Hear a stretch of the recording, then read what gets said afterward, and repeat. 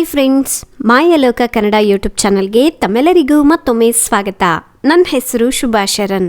Friends, ಸಾಧಾರಣವಾಗಿ ಈ ಕಡಲೆಕಾಯಿ ಅಂದರೆ ಶೇಂಗಾ ಬೀಜವನ್ನು ಇಷ್ಟಪಡದೇ ಇರೋರೇ ಇರೋಲ್ಲ ಅಲ್ವಾ? ಯಾಕೆಂದರೆ ಈ ಕಡಲೆಕಾಯಿ ತಿನ್ನಲಿಕ್ಕೆ ರುಚಿಯಾಗಿ ಇರುವುದು ಮಾತ್ರವಲ್ಲ, ಇದರಲ್ಲಿ ಬಹಳಷ್ಟು ಪೋಷಕಗಳು ಕೂಡ ಇರುತ್ತೆ. ಮುಖ್ಯವಾಗಿ ನಮ್ಮ ಶರೀರಕ್ಕೆ ಮೇಲು ಮಾಡುವಂಥ ಆಂಟಿ ಆಕ್ಸಿಡೆಂಟ್ಗಳು ಇದರಲ್ಲಿ ತುಂಬ ಹೆಚ್ಚಾಗಿಯೇ ಇರುತ್ತೆ.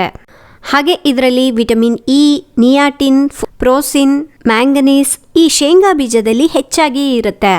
ಹಾಗೆ ಎಮಿನೋ ಆಸಿಡ್ಸ್ ಕೂಡ ತುಂಬ ಹೆಚ್ಚಾಗಿ ಇರುತ್ತೆ. ಇನ್ನು ಆಂಟಿ ಆಕ್ಸಿಡೆಂಟ್ಸ್ ಹೃದಯಕ್ಕೆ ಸಂಬಂಧಿಸಿದ ಕಾಯಿಲೆಗಳನ್ನು ಕಡಿಮೆ ಮಾಡಿದ್ರೆ, ಇದರಲ್ಲಿರ್ತಕ್ಕಂಥ ಪ್ರೋಟೀನ್ಸ್ ನಮ್ಮ ಕಣಗಳನ್ನು ಮತ್ತಷ್ಟು ಉತ್ತೇಜಿಸಿ ಹೊಸ ಕಣಗಳನ್ನು ಏರ್ಪಡಿಸುತ್ತೆ.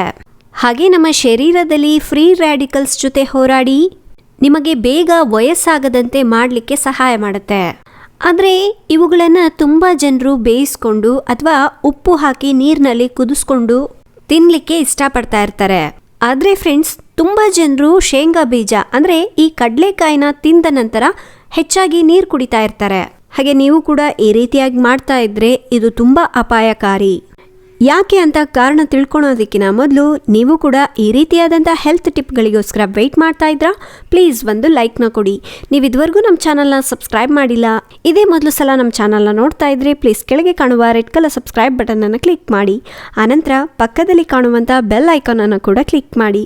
ಫ್ರೆಂಡ್ಸ್, ನೀವು ಒಂದು ಲೈಕ್ ಕೊಡೋದ್ರಿಂದ ನಾವು ಇನ್ನೂ ಇದೇ ರೀತಿಯಾದಂಥ ಒಳ್ಳೆ ಹೆಲ್ತ್ ಟಿಪ್ಗಳನ್ನ ಮಾಡಲಿಕ್ಕೆ ಪ್ರೋತ್ಸಾಹ ನೀಡಿದವರಾಗ್ತೀರಾ. ಫ್ರೆಂಡ್ಸ್, ನಮ್ಮ ಮನೆಗಳಲ್ಲಿ ಹಿರಿಯರು ಶೇಂಗಾ ಬೀಜ ತಿಂದ ನಂತರ ನೀರನ್ನು ಕುಡಿಬಾರ್ದು ಅಂತ ಹೇಳ್ತಾ ಇರ್ತಾರೆ. ನಿಮ್ಮಲ್ಲಿ ಬಹಳಷ್ಟು ಜನ ಇದನ್ನು ಕೇಳೇ ಇರ್ತೀರಾ. ಮತ್ತೆ ಯಾಕೆ ಕುಡಿಬಾರ್ದು ಅನ್ನೋ ಪ್ರಶ್ನೆ ಬಂದರೆ ಮಾತ್ರ ಇದಕ್ಕೆ ಸಮಾಧಾನ ತುಂಬ ಜನರಿಗೆ ಗೊತ್ತಿಲ್ಲ. ಇದಕ್ಕೆ ಮುಖ್ಯವಾಗಿ 3 ಕಾರಣಗಳಿವೆ. ಮೊದಲಿಗೆ ಈ ಕಡಲೆಕಾಯಿನಲ್ಲಿ ಎಣ್ಣೆ ಅನ್ನೋದು ತುಂಬ ಹೆಚ್ಚಾಗಿ ಇರುತ್ತೆ. ಅದಕ್ಕಾಗಿ ನಾವು ಶೇಂಗಾ ಬೀಜವನ್ನು ತಿಂದ ನಂತರ ನೀರನ್ನು ಕುಡಿದ್ರೆ ಅದು ಶೇಂಗಾ ಬೀಜದಲ್ಲಿರುವಂಥ ಆಯಿಲ್ ಜೊತೆಗೆ ಸೇರಿ ಆಹಾರ ನಾಳಗಳಲ್ಲಿ ಕೊಬ್ಬನ್ನು ಹೆಚ್ಚಿಸುತ್ತೆ. ಇದರಿಂದಾಗಿ ನಿಮ್ಮ ಶರೀರದಲ್ಲಿ ಬ್ಯಾಡ್ ಕೊಲೆಸ್ಟ್ರಾಲ್ ಅನ್ನೋದು ಜಾಸ್ತಿ ಆಗ್ತಾ ಬರುತ್ತೆ. ಇನ್ನು ಎರಡನೇದಾಗಿ ಹೇಳಬೇಕು ಅಂದರೆ, ಶೇಂಗಾ ಬೀಜ ಬೇಗ ಜೀರ್ಣವಾಗುವುದಿಲ್ಲ. ಇದರ ಮೂಲವಾಗಿ ನಿಮಗೆ ಗ್ಯಾಸ್ ಫಾರ್ಮ್ ಆಗುತ್ತೆ, ಅಜೀರ್ತಿ ಅಂತ ಸಮಸ್ಯೆಗಳು ಕೂಡ ಬರುತ್ತೆ. ಇನ್ನು ಕೊನೆಯದಾಗಿ 3ನೇದು, ಶೇಂಗಾ ಬೀಜ ಸಹಜವಾಗಿ ಶರೀರದಲ್ಲಿ ಉಷ್ಣತೆಯನ್ನ ಹೆಚ್ಚಿಸುತ್ತೆ. ಅಂತ ಸಮಯದಲ್ಲಿ ನಾವು ನೀರನ್ನ ಕುಡಿದ್ರೆ ಅವು ತಣ್ಣಗೆ ಮಾರ್ಪಡುತ್ತೆ. ಅದಕ್ಕಾಗಿ ಒಳಗಡೆ ಬಿಸಿಯಾದ ಪದಾರ್ಥ, ತಣ್ಣನೆಯ ಪದಾರ್ಥ ಒಂದಕ್ಕೆ ಒಂದು ವಿರುದ್ಧ ಆಹಾರವಾಗಿರುವುದರಿಂದ ಈ ಕ್ರಮದಲ್ಲಿ ನಿಮಗೆ ಕೆಮ್ಮು, ನೆಗಡಿ, ಶ್ವಾಸ ಸಂಬಂಧಿತ ಸಮಸ್ಯೆಗಳು ಕೂಡ ಬರುತ್ತೆ. ಮುಖ್ಯವಾಗಿ ಕೆಲವೊಂದು ಸಮಯದಲ್ಲಿ ಪ್ರಾಣಾಂತಕ ಅಲರ್ಜಿ ಕೂಡ ಸಂಭವಿಸುತ್ತೆ.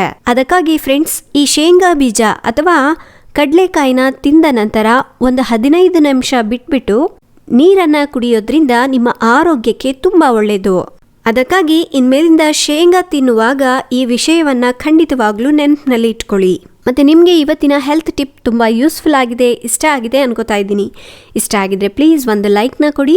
ನಿಮ್ಮ ಫ್ರೆಂಡ್ಸ್ಗೆ, ಫ್ಯಾಮಿಲಿ ಮೆಂಬರ್ಸ್ಗೂ ಸಹ ಈ ವಿಡಿಯೋನ ಶೇರ್ ಮಾಡೋದನ್ನ ಮರಿಬೇಡಿ.